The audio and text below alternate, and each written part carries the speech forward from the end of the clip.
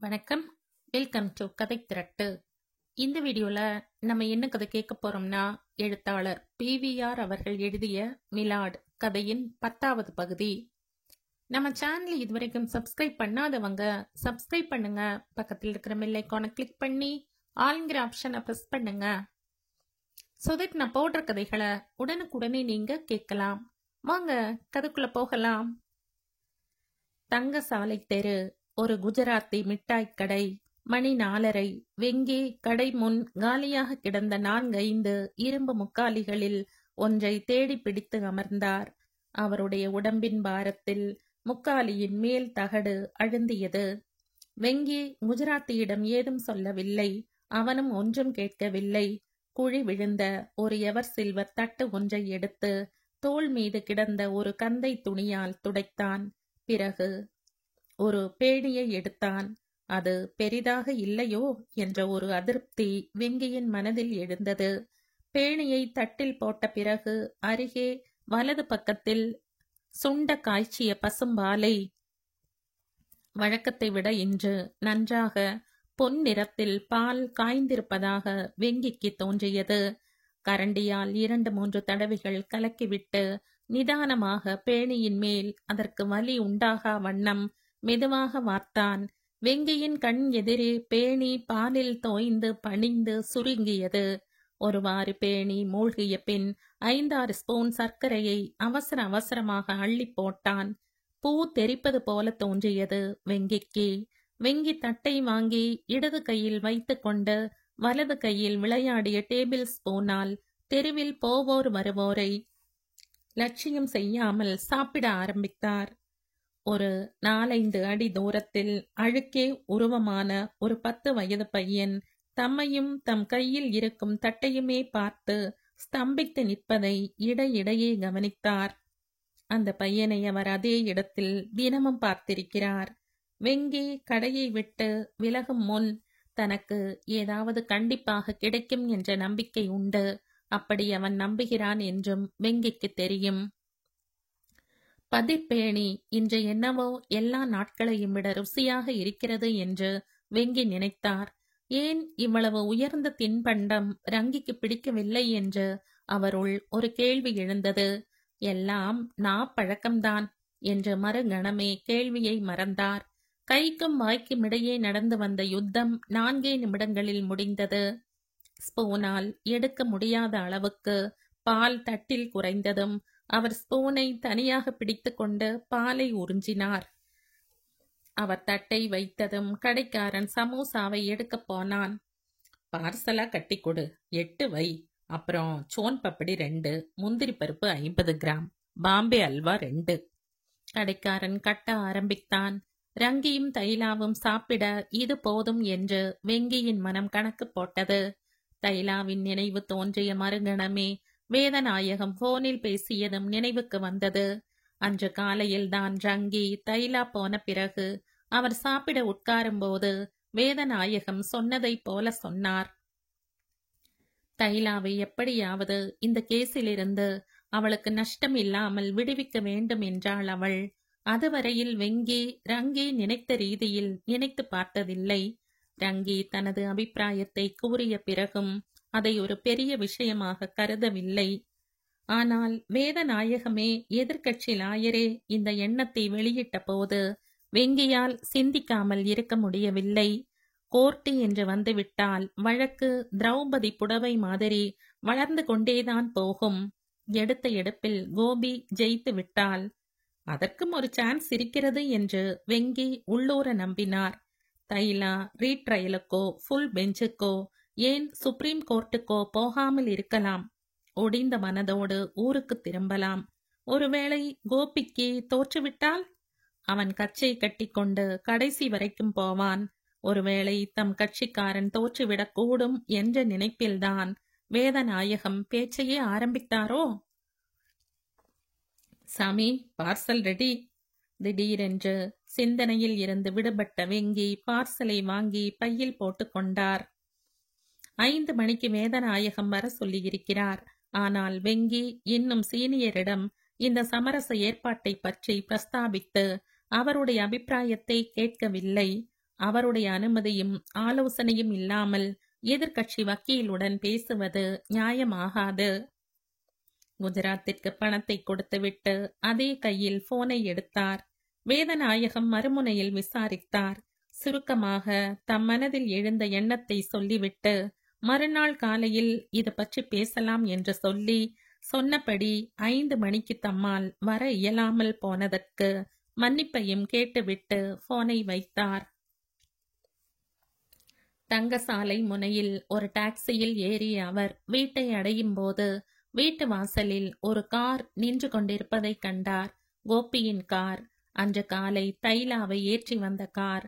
வேதநாயகத்தின் தயவின்றியே ரங்கியின் மனோபீஷ்டம் நிறைவேறப் போகிறதோ என்று தோன்றியது. வெங்கி திண்ணையில் கால் வைக்கவும் கோபி ரங்கி தைலா பின்தொடர ரேழியில் இருந்து வரவும் சரியாக இருந்தது. Hello Venki sir. என்ன விஷயம் கோபி? வாதியை பார்க்க வந்தாயாக்கும்? ஆமாம். என்ன விஷயம்? ஒன்றுமில்லை, சும்மாதான். எந்த ஆளும் ஒரு வீட்டுக்கு சும்மா வரமாட்டான். என்ன விஷயம்? தைலாவை பார்க்க வந்தான் என்ற ரங்கி, நீங்க இப்ப என்ன செய்ய போகிறீர்கள் என்று கேட்டாள். ஏன், என்ன செய்யணும்? வீட்டுக்கு காவல் இருக்கணுமா? நான் தைலாவை அழைத்து கொண்டு பார்த்தசாரதி கோயிலுக்கு போகிறேன். கோபி மயிலாப்பூர் போகிற வழியிலே எங்களை டிராப் பண்றேனார். கோபி, நீ போப்பா. நான் எப்படியும் மயிலாப்பூருக்கு சீனியரை பார்க்க போகிறேன். நான் ட்ரிப்ளிகேனில் அவர்களை இறக்கிவிட்டு போகிறேன். ஓகே என்றான் கோபி. சொல்லிவிட்டு அவன் தைலாவை பார்ப்பதையும் தைலாவின் முகத்தில் ஒருவித ஏமாற்றம் பிரதிபலிப்பதையும் ஒரு வினாடியில் கண்டு கொண்டார் வெங்கி. கோபி கிளம்பினான். கோபியை நாளைக்கு ராத்திரி நம்ம வீட்டுல சாப்பிட சொல்லியிருக்கேன். பிறந்த நாளுக்கு ஒரு பெரிய விருந்தாக வைப்போம். என் பிறந்த நாள் எனக்கே தெரியாது. எனக்கு தெரியும் என்றாள் ரங்கி. நான் வரேன் சார். ரொம்ப சரி கோபி. நாளைக்கு உன் கேஸ் எடுப்பார்கள் என்று நினைக்கிறேன். பாவம், இந்த பெண்தான் அவதிப்பட வேண்டி இருக்கு. நாளைக்கும் கேஸ் எடுக்கவில்லை என்றால் ஊருக்கு திரும்பி போய்விடுவேன் என்கிறாள் தைலா. நீங்க என்ன சொல்கிறீர்கள் என்று கேட்டாள் ரங்கி. சென்ட்ரல் வரைக்கும் போய் ரயில் ஏற்றுவோம். ஒரு வழியாய் கோபி புறப்பட்டு போனான். தைலா, என்ன டிஃபன் சாப்பிட்ட? காஃபி குடித்தேன் சார். டிஃபன் ஒன்னும் வேண்டி இருக்கவில்லை. பையில என்ன இருக்கு என்று கேட்டாள் ரங்கி. அவளுக்கும் உனக்கும் வாங்கி வந்திருக்கிறேன். நீங்கள் சாப்பிட்டு விட்டு கந்தசாமி கோயிலுக்கு போய் வாருங்கள். பார்த்த சாரதி என்றாள் ரங்கி. நாளைக்கு பார்த்து கொள்ளலாம். பூக்கடை பழக்கடை எல்லாம் தைலா பார்க்கட்டும். தேவராஜ முதலித்தெரு இப்போ கலகலன்னு இருக்கும். நீ என்ன சொல்ற தைலா? நீங்க என்ன சொன்னாலும் எனக்கு சரிதான். கோயில்னு கூப்பிடுறதுனால என்னால தட்டி கழிக்க முடியலை. இல்லாம போனா நிம்மதியா முற்றத்துக்கு பக்கத்துல ஒரு குட்டி தூக்கம் போட்டு விடுவேன் என்றாள் தைலா. ரங்கி, என்ன? தைலாவுக்கு ரொம்ப அசதியா இருக்குன்னு தெரிகிறது. நீங்க 2 பேரும் இன்னைக்கு எங்கேயும் போக வேண்டாம். கந்தசாமி, பார்த்த சாரதி எல்லாரையும் இன்னொரு நாள் பார்த்து கொள்ளலாம். ரங்கி பதில் சொல்லாமல் தைலாவுடன் உள்ளே சென்றாள். வேதநாயகம் கூறியதை தைலாவிடம் சொல்லி அவளுடைய யோசனையை கேட்கலாம் என்று ஒரு கணம் தோன்றியது வெங்கிக்கு. ஆனால் அந்த எண்ணத்தை கைவிட்டார். எடுத்த எடுப்பில் தன் வக்கீலை கேட்கணும் என்று தைலா சொல்லிவிட்டால். சரியாக 5:30 மணிக்கு வெங்கி மயிலாப்பூருக்கு புறப்பட்டார். வெங்கி 3ஆம் நம்பர் பஸ்ஸில் ஏறினார். கூட்டம் இல்லாததைக் கண்டு இன்னும் கொஞ்ச நேரத்துக்கு புறப்படாது என்று நினைத்தார். அந்த நினைப்பினூடே அவர் பஸ்ஸினுள் நோட்டம் விட்டார். அடுத்த கணம் அவருக்கு தூக்கி வாரி போட்டது. கோபாலன், ஸ்டேட் பேங்க் அக்கவுண்டன்ட், 2வது வரிசையில் உட்கார்ந்து எங்கேயோ பார்த்து கொண்டிருந்தார். ராகவன் கோபாலன் வீட்டில் குடியிருந்த நாளில் இருந்து வெங்கிக்கு அவரை தெரியும். இன்று காலையில்தான் அவர் தம் தாயாரின் கிரியைகளை செய்திருக்கிறார். சாயங்காலம் இங்கே இருக்கிறார். மனுஷனுக்கு சித்தம் குலைந்து விட்டதா? மெதுவாக போய் அவர் அருகே அமர்ந்தார் வெங்கி. வெங்கி வந்ததையோ தம் அருகில் உட்கார்ந்திருப்பதையோ கோபாலன் கவனிக்கவில்லை. சூட்சம உலகில் யாரையோ எதையோ ஊடுருவி பார்ப்பது போல ஆணி அடித்தாற் போல காணப்பட்டார். நமஸ்காரம் கோபாலன். திடுக்கிட்டு திரும்பினார் அவர். ராகவனும் கோபியும் சொன்னார்கள், என்னால கார்த்தால வர முடியலை. அதனால் என்ன? அந்த பெண் உங்க அம்மாவை நினைச்சு நினைச்சு அழுது கொண்டிருந்தாள். இத்தனைக்கும் ஒரு சில மணி நேர பழக்கம்தான். யாரு? தைலாவா? ஆமாம். இப்போ உங்க வீட்ல தானே இருக்கிறாள். ஆமாம், அது சரி. நீங்க இங்க எங்கே வந்தீர்கள்? ஆபீஸில் இருந்து. ஆபீஸா? இன்னைக்கு கூடவா ஆபீஸுக்கு போகணும்? என்ன செய்யறது? நேத்து லெட்ஜரை க்ளோஸ் பண்ணணும், இன்னைக்கு ஓபன் பண்ணணும். 1008 விஷயங்கள் இருக்கு. ஹேண்ட் ஓவர் பண்றதுன்னா லேசா? லீவ் போடலையா? நாளையிலிருந்து 2 வாரம் லீவ் தான். அந்த பெண் எங்க வீட்டிலேயே இருந்திருக்கலாம். இப்ப எங்க வீடு இருக்கிற நிலையில் என் குழந்தைகளுக்கு ஆதரவாய் இருந்திருக்கும். கோபியும் ராகவனும் ரொம்ப அவசரப்பட்டு விட்டார்கள். இப்படி நீங்கள் நினைப்பீர்கள் என்று தெரிந்திருந்தால் ராகவன் அப்படி செய்திருக்க மாட்டான். உங்க அம்மா மீது தைலா உசிரையே வைத்திருக்கிறாள். அவளுடைய சரித்திரமும் முடிஞ்சது. இவ்வளவு பெரிய துக்கத்திலேயும் ஒரு திருப்தி நீங்க இருக்கிற இடத்தில் சுவாசம் பிரிந்ததே. கோபாலன் தலையசைத்தார். தைலா இன்னும் எத்தனை நாள் இருப்பார் என்று கேட்டார். தெரியவில்லை. ஊருக்கு திரும்பி போக வேண்டும் என்று துடிக்கிறாள். கேஸில் யார் பிரதிவாதி தெரியுமா? கோபிதான். தெரியும். சங்கரி ஆஸ்பத்திரியில் சொன்னாள். சங்கரிக்கு இஷ்டமே இல்லை தைலா வீட்டை விட்டு போனது. வர சொல்கிறேன். இனிமே பாவம், அவள் ஏன் சிரமப்படணும்? ஊருக்கு போவதற்கு முன்னால முடிந்தா ஒரு நடை வந்து போகட்டும். முடிந்தால்தான். முடியாம என்ன? எப்படியும் நானும் ரங்கியும் இந்த 10 நாளிலே ஒரு நாள் வரப்போகிறோம். நாங்களே அழைத்து கொண்டு வருகிறோம். நல்ல பெண் என்றார் கோபாலன். வார்த்தைகள் எங்கிருந்தோ வருவது போல ஒலித்தன. பஸ் புறப்பட்டது. வெங்கிக்கு திரும்ப திரும்ப கோபாலனிடம் தாயாரை பற்றியும் தைலாவை பற்றியும் பேச பிடிக்கவில்லை. மறுநாள் ராத்திரி விருந்துக்கு ஏன் பேணி வாங்கக்கூடாது என்று சிந்திக்க ஆரம்பித்தார். விருந்தை பற்றி நினைத்த போது மறுநாள் தன்னுடைய பிறந்த நாள்தானா என்ற சந்தேகம் பிறந்தது. சந்தேகத்தில் தம்மை பறிகொடுத்தார் அவர். ராகவனுக்கு டில்லியில் இருந்து வந்த கடிதத்தை பற்றி நினைக்கவும் நேரம் கிடைக்கவில்லை. மத்தியானத்தில் ராமாமிர்தத்திடம் விஷயத்தை சொல்ல வேண்டும் என்றிருந்த அவன் அந்த வேளை வந்தபோது மறந்து போனான்.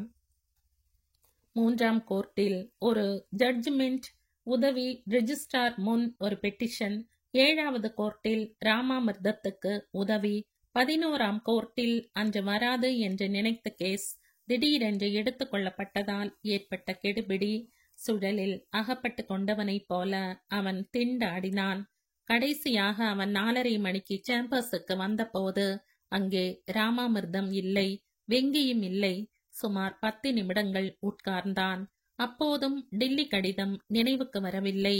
மெதுவாக எழுந்து ஆபீஸ் பையனிடம் அறையை பூட்ட சொல்லலாம் என்று அவன் வராந்தாவுக்கு வந்தான். அதே சமயம் ஹாய் ராகவ் என்ற சுஜாவின் குரல் கேட்டது. என்ன Suja? Are you ready? I am. Then come on. அவளை பார்த்தபோதுதான் திடீரென்று காலையில் வந்த கடிதமும் அதை பற்றி சுஜா பேசிய பேச்சும் மனதில் மோதின. அடுத்த கணம், இன்னைக்கு நான் சீனியர் வீட்டுக்கு போக வேண்டும் சுஜா என்றான். சுப்ரீம் கோர்ட் மேட்டரா? No, New Delhi law ministry matter. இதை பற்றி நீங்க இன்னைக்கே உங்க சீனியரிடம் டிஸ்கஸ் பண்ணி ஒரு முடிவுக்கு வரப்போறீங்களா என்ன? தெரியாது. நான் வீட்டுக்கு போன் பண்ணியாகிவிட்டது. அப்பா நமக்காக காத்து கொண்டிருக்கிறார். இன்னும் டிஃபன் சாப்பிடவில்லை. அவர் மெரினாவுக்கு போக போவதில்லை. He is waiting for us. இதை பத்தி நீ சொல்லியாகிவிட்டதா அவரிடம்? Of course. He should be interested in you. எனக்கு இப்போ உன்னை பார்க்கிற போது திடீரென்று ஒரு ஐடியா தோன்றுகிறது Suja. Healthy idea? That I don't know. ஒருவேளை டில்லி சர்க்காருக்கு அது ஹெல்த்தி ஐடியாவாக இருக்காதோ என்னமோ. என்ன ஐடியா? Out with it. எனக்கு அவர்கள் அளிக்க முன் வந்திருக்கிற இந்த லா ஆபீசர் வேலையை உனக்கு தர சொல்லலாம்னு நினைக்கிறேன். You will be class one officer. Idea is excellent. உங்க ஐடியாவை கேட்டு அவர்கள் ஆர்டர் அனுப்ப நீங்கள் யூபிஎஸ்சி மெம்பரா இல்லை லா மினிஸ்டரா? Please tell me. சுஜாவின் சிரிப்பும் கேலியும் ராகவனை அவள் பால் இழுத்தன. அவர்கள் இருந்த இடம் கோர்ட் வராந்தாவாக இல்லாவிட்டால் அவன் அவளை அக்கணமே இழுத்து அணைத்திருப்பான். சரி, கிளம்பலாம். ஆபீஸ் பையனும் வந்து விட்டான். இருவரும் காரில் ஏறி நேரே சுஜாவின் வீட்டுக்கு போனார்கள். ஹாலில் ராஜாங்கம், மாஜி ICS. ஹைகோர்ட் ஜட்ஜ் தன்னந்தனியாக கருப்பு ராஜாவின் கீழே சிவப்பு ராணி, சிவப்பு 8க்கு கீழே கருப்பு 7 என்று சீட்டுகளை வைத்து கொண்டிருந்தார். Good evening sir. Good evening.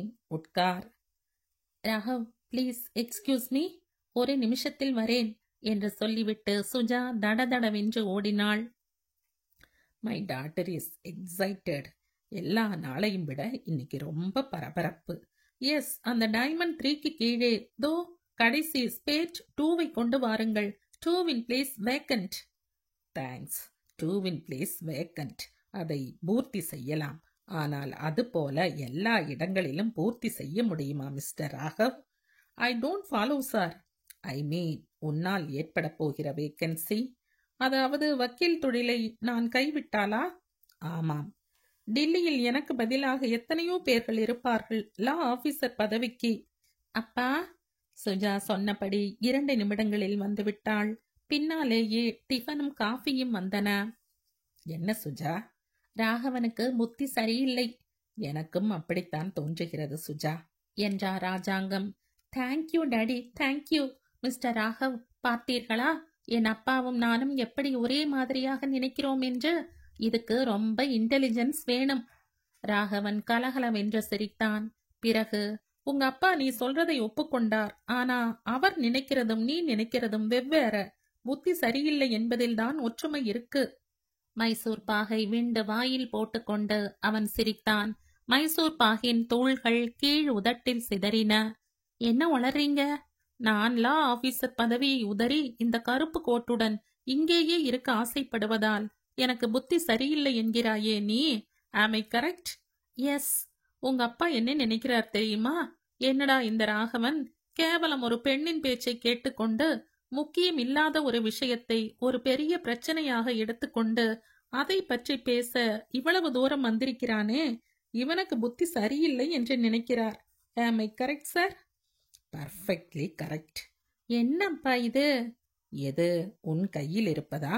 Mysore pak. நான் மைசூரையும் கேட்கலை, பாகையும் கேட்கலை.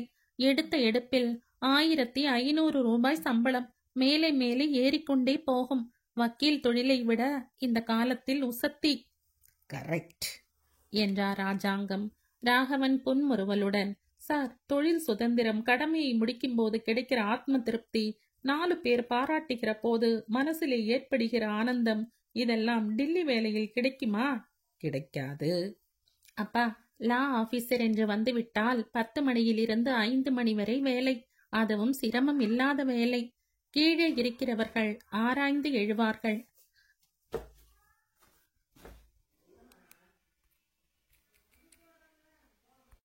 கரெக்ட் என்றார் ராஜாங்கம்.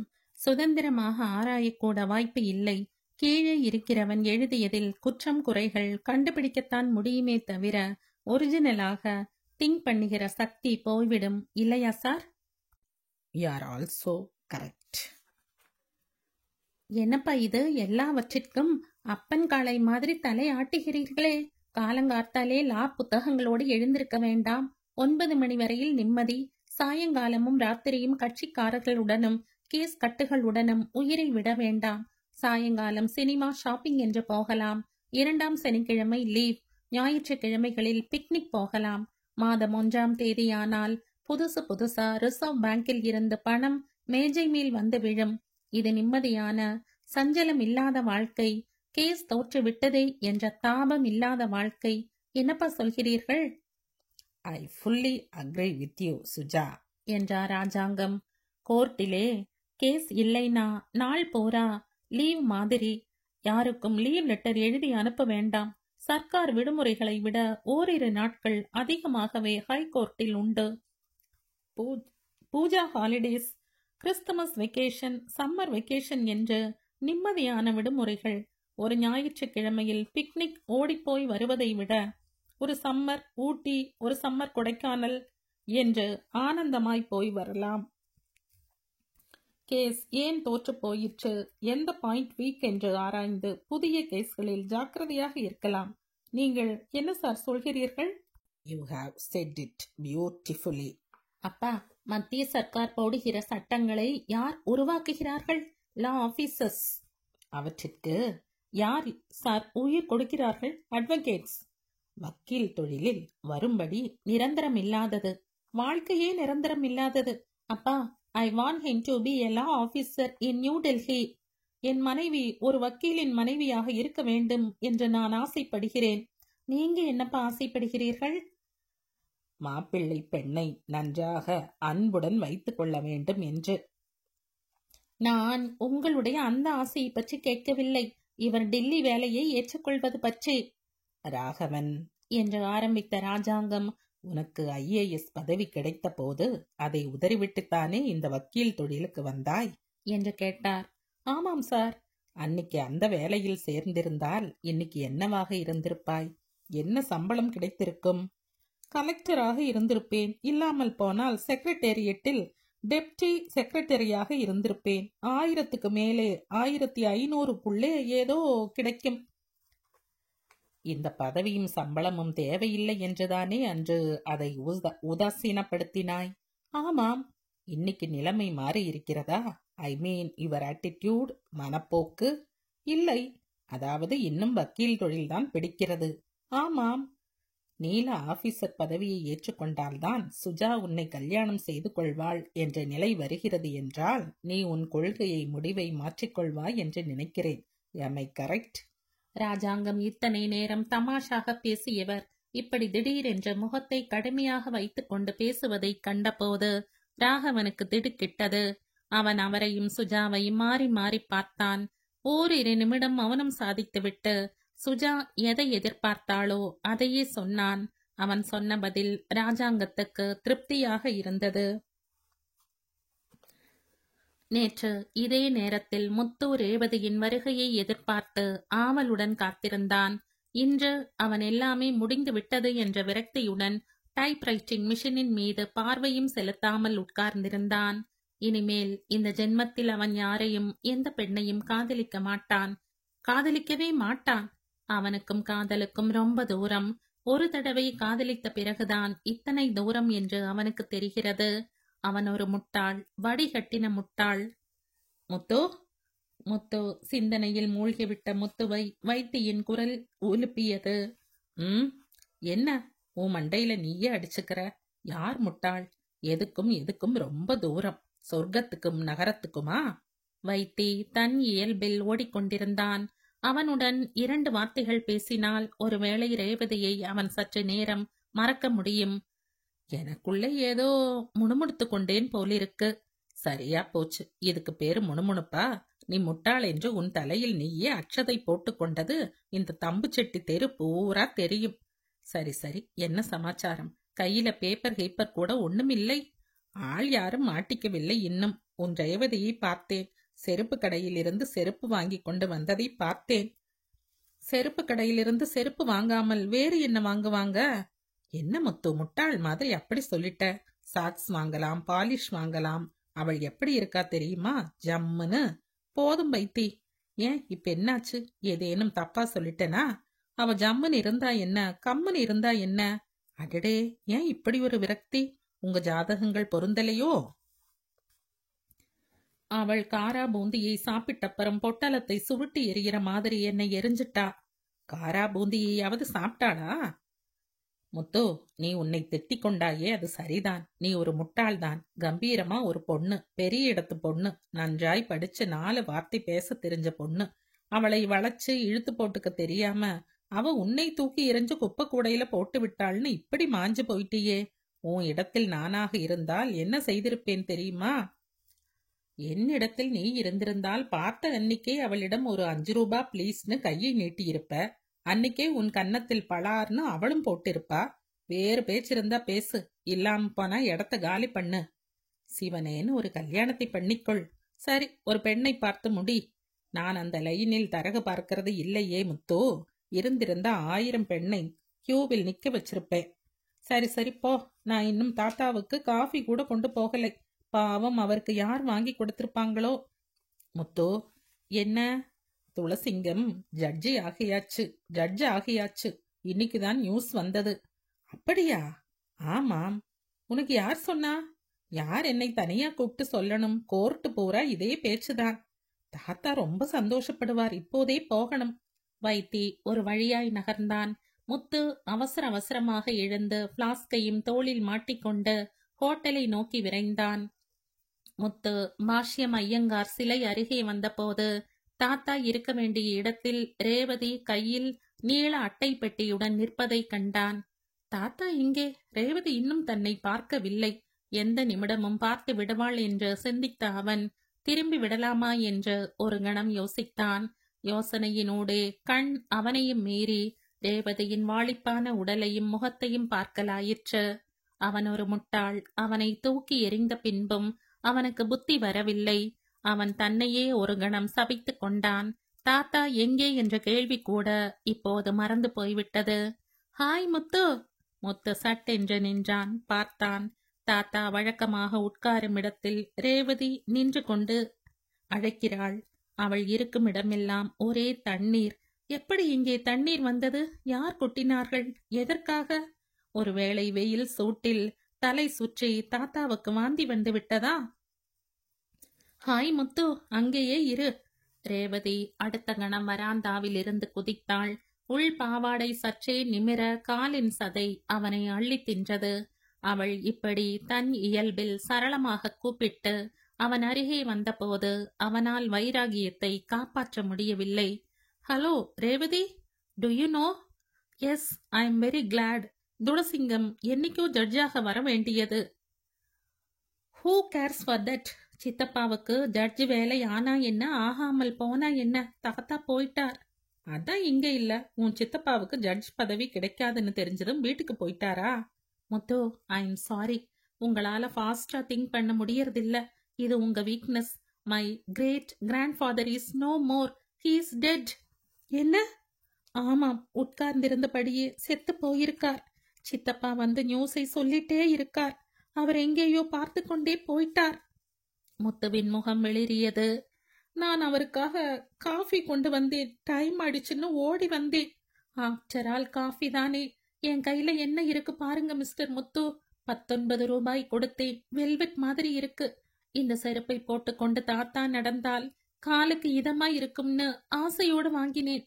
காலையிலே பார்த்தேன். மோட்டார் டயரை கட் பண்ணி ஓட்டு போட்டு ரிப்பேர் பண்ணின செருப்போடு அவஸ்தைப்படக்கூடாதுன்னு அப்போதே தோணுச்சு.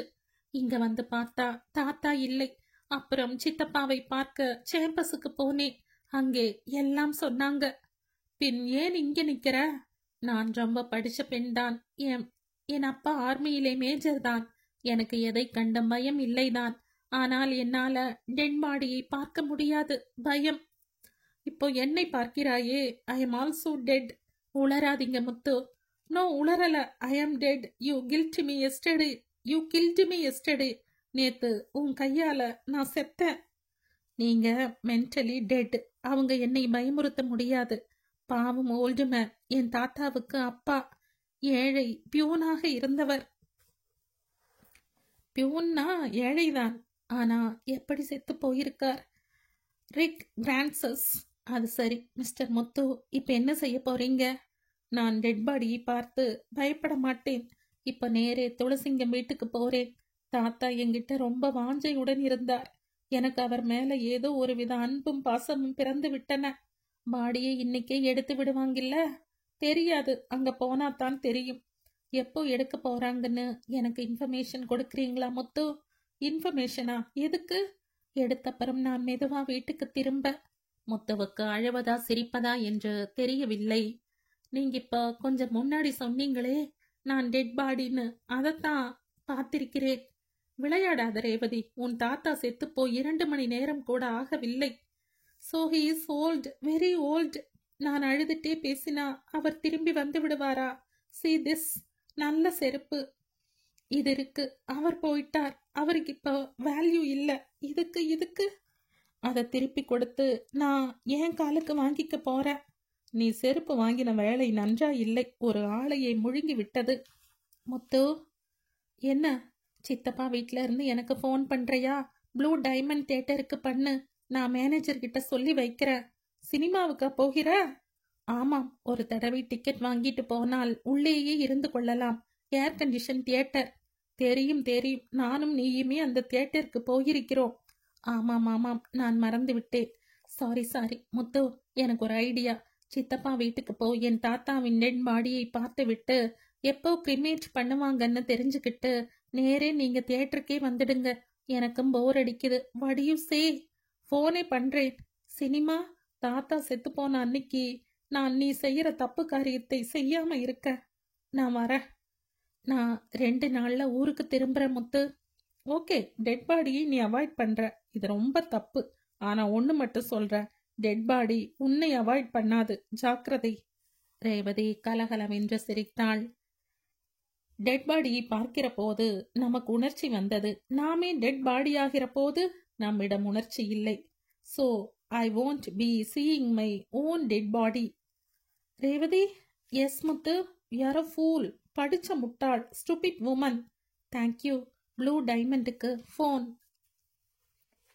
ராமாமிர்தம் ஹாலை தாண்டி ஆபீஸ் அறையை நோக்கி நடக்கவும் போர்ட்டிகோவில் ஒரு கார் வந்து நிற்கவும் சரியாக இருந்தது. ராமாமிர்தம் ஒரு கணம் நின்றார். வேதநாயகம் காரில் இருந்து இறங்கி மெதுவாக நடந்து படியேறி தமக்கே உரித்தான புன்முறுவலுடன், என்னடா ராமு அப்படி பார்க்கிற என்று கேட்டார். நீ இந்த மாதிரி படியேறி வந்து சரியாய் 12 நாள் ஆகிறது. அடிக்கடி சந்திப்போம்னு சொல்லிக்கிறதில் ஒன்னும் குறைச்சல் இல்லை என்றார் ராமாமிர்தம். வேதநாயகம் திண்ணையில் கால் வைத்ததும், வா ஹாலுக்கு போவோம் என்றார். இருவரும் ஹாலில் உட்கார்ந்தார்கள். நீதான் காஃபி சாப்பிட மாட்டாயே, என்ன கொண்டு வர? காலங்கார்த்தால பால் சாப்பிடுறாயா? ஒரு டம்ளர் மோர், ஆனா அதுவும் நான் கிளம்புற போது என்ற வேதநாயகம். ராமு, எனக்கு உன்னுடைய அட்வைஸ் ரொம்ப தேவையாயிருக்கு என்றார். ராமாமிர்தம் சிரித்தார். யாருகிட்ட நீ அட்வைஸ்க்கு வர, எங்கிட்டயா? ஆமாம் ராமு, உன்னிடம்தான். ரொம்ப பர்சனல் மேட்டர். இத பாரு, உனக்கு அட்வைஸே தேவையில்லை. நீ ஒரு முடிவுக்கு ஏற்கனவே வந்திருப்பாய். அதுதான் சரியான முடிவு என்றும் உன் மனசிலே தீர்மானித்திருப்பாய். என் அட்வைஸை கேட்டப்புறம் அதை உன் மனசின் முடிவுக்கு ஏற்றபடியாய் அட்ஜஸ்ட் பண்ணி, போதும்டா நிறுத்து என்ற வேதநாயகமே. ராமு, நான் என்ன விஷயம்னே இன்னும் சொல்லவில்லையே என்றார். உங்க கத்தோலிக்க ஸ்தாபனத்துக்கு லீகல் அட்வைசர் பதவிதானே? வேதநாயகம் ஒரு கணம் அயர்ந்து போனார். உனக்கு எப்படி தெரியும்? எப்படி தெரிந்தால் என்ன? சொல்லு, நீ என்ன முடிவெடுத்திருக்க, அத முதலில் சொல். சொல்கிறேன், இந்த விஷயம் எனக்கும் மெட்ராஸ் பிஷப்புக்கும் மட்டும்தான்.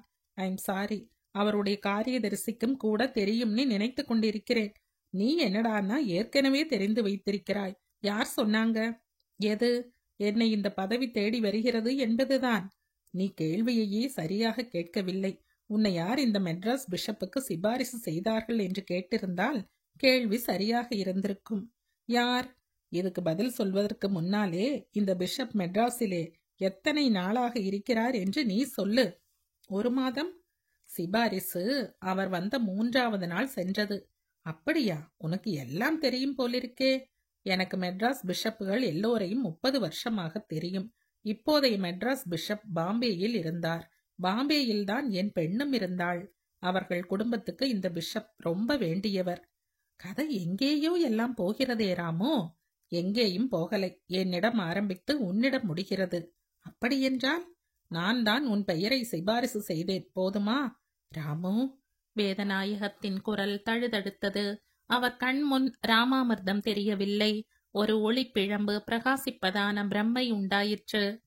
டேய் வேதநாயகம் என்றார் ராமாமிர்தம். திடுக்கிட்டவரைப் போல வேதநாயகம் நிமிர்ந்து பார்த்தார். டேய், நீயும் நானும் ஆரம்ப நாளிலிருந்து இந்த ஹைகோர்ட்டில் வளர்ந்திருக்கிறோம். அன்னிக்கு எப்படி தலை நிமிராமல் யாருடனும் எந்த விதமான ஈடுபாடும் இல்லாமல் தான் உண்டு தன் பாடு உண்டு என்றிருந்தாயோ அதே மாதிரிதான் இன்னிக்கும் இருக்கிறாய். ஆயிரக்கணக்கா வருமானம் வர்றது. இன்கம் டாக்ஸை கட்டிவிட்டு பாக்கி இருக்கிறதை வாரி வாரி கொடுக்கிறாய். சமூகத்திலே நீ ஒளிந்து கொண்டு சேவை செய்யறதை பார்க்க பார்க்க எனக்கு ஒரே ஒரு எண்ணம் தான் தோன்றும். இந்த குடவிளக்கை எல்லோரும் பார்க்கும்படியா கோபுரத்தின் உச்சியில் ஏற்றி வைக்க வேண்டும் என்ற ஒரே ஒரு எண்ணம். நீ 1000 மர்டர் கேஸிலே ஜெயிச்சாலும் நீ பெரிய வக்கீல் என்ற பெயரை தவிர வேறு ஏதும் கிடைக்காது. ஆனா அது போதாது. நீ ஒரு பெரிய மனுஷன் என்று இந்தியா பூரா தெரியணும். உன் கத்தோலிக்க ஸ்தாபனம் உன்னை கண்டு பூரிக்கணும். ஒரு நாள் உனக்கு வாடிகனுக்கு போக வாய்ப்பு கிடைக்கும். போப்பின் தரிசனம் கிடைக்கும்.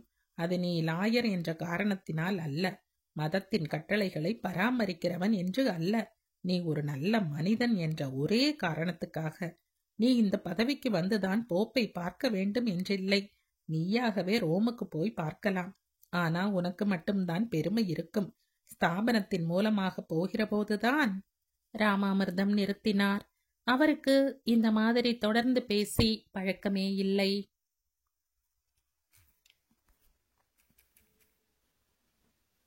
இந்த கதையின் தொடர்ச்சியை அடுத்த பதிவில் கேட்கலாம். நன்றி.